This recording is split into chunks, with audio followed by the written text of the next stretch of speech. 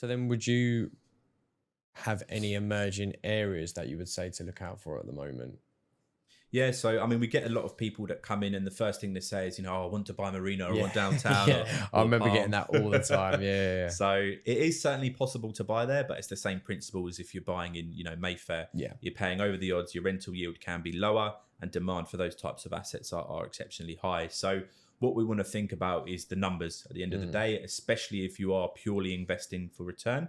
So you want to look at emerging locations, and don't forget, Dubai is not huge, right? So you can get to the other side in 30, 40 minutes on a good day from one side to the other.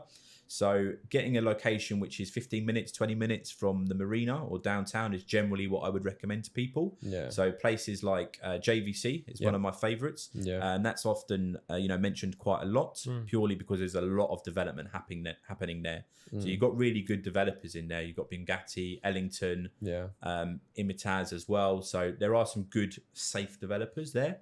And we see the demand for that, because if you look at the statistics this year, I can't remember if it was Q1 or Q2, but JVC was actually the highest transacting community in the whole of Dubai, beating Dubai Marina. And if you think of the Marina, there's over 200 towers there. Is that due to price, because it's so close and convenient? Yeah, I think it's people being priced a bit like we see in what we saw in London, people being priced out the sort of the popular areas and then moving a bit further afield.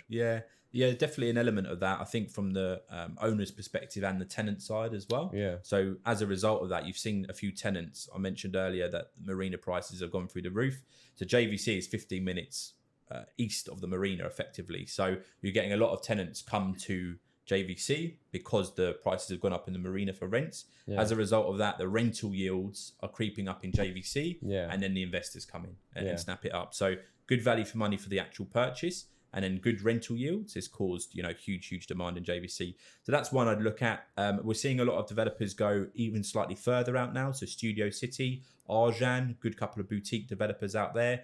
You've got Samana developers who do private pools in their units, and they've got long payment plans as well. So that's a good opportunity to leverage interest-free effectively.